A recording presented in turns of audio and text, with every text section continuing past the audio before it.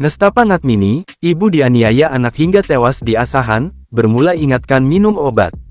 Sungguh tragis, Ngatmini warga Jalan Seroja, Desa Sei Kamai, Kecamatan Sei Dadap, Kabupaten Asahan meninggal dunia di tangan anak kandungnya sendiri.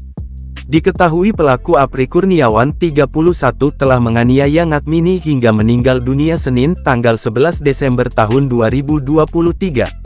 Ngatmini ditemukan lemas tak berdaya setelah dianiaya oleh Apri di kamarnya.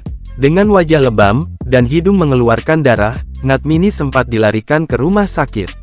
Namun, nyawanya tidak tertolong dan meninggal dunia saat dalam perawatan. Keluarlah si adik dari rumah atas nama Dewi, melihat mamanya sudah terkapar di lantai keramik, hampir merapat ke dinding depan pintu kamar juga.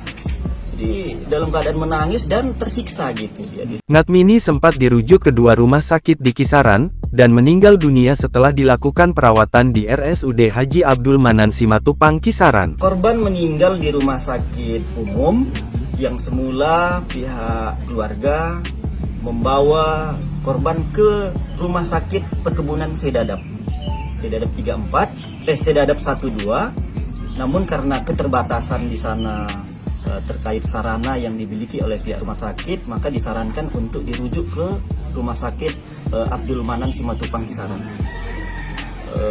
Jam 6 diberangkatkan dari rumah, jam 7 kita di sini memperoleh kabar sudah meninggal dunia. Ia mengaku, Apri memiliki penyakit gangguan jiwa dan sempat dilakukan perawatan di salah satu rumah sakit jiwa di kota Medan.